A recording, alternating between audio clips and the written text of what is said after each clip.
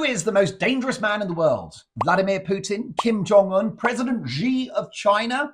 Well, if you listen to most US media outlets who he's likely to destroy, you'd think it's this bandit, Tucker Carlson, who via the only free speech platform left in the world, X, is having the time of his life, dropping a volume of truth bombs that would have even ISIS blushing.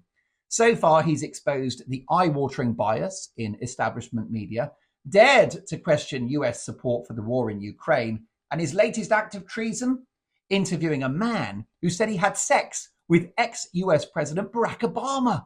Now, I've got no problem with Barack Obama being attracted to men. I'll be honest, he's got lovely eyes and a peach of a backside. But do Americans not feel a little missold, given that the image of this two-term president was rooted in the idea that he was the ultimate family man with a loving wife and kids? Little did we know that he was so camp he made Freddie Mercury look like Hugh Hefner. Is anyone at the top of US politics not clinically dead? With the president more confused than Barack Obama at a Liza Minnelli concert, Senate House Leader Mitch McConnell has a senior moment. Take a look. Did you hear the question, Senator? Running for re-election in 2026? Meanwhile, he gets a ringing endorsement from Picture of Health Joe Biden.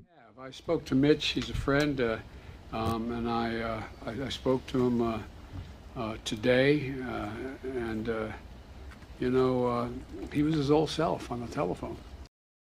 When Joe Biden tells you that you're in good cognitive health, it's time to head straight to your nearest care home.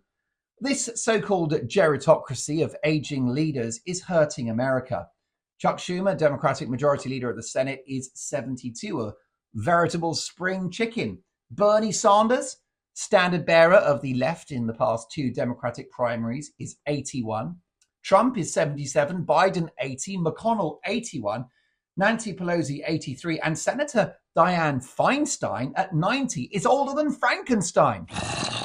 If we're going to have old people at the top of American life, maybe we should get people who are more entertaining. Why don't we gather up the cast of the Golden Girls to lead America into the 21st century? After all, that iconic sitcom featured characters of all types, the wisecracking one, the sex-mad one, and the stupid one.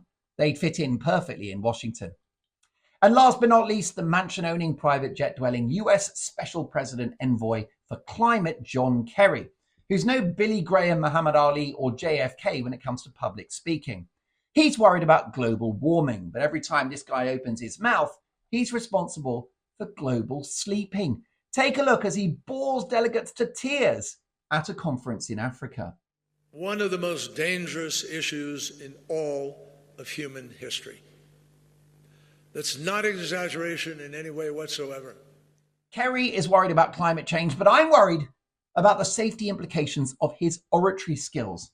Whatever you do, don't operate heavy machinery while John Kerry is talking. America's main climate change mouthpiece is full of hot air.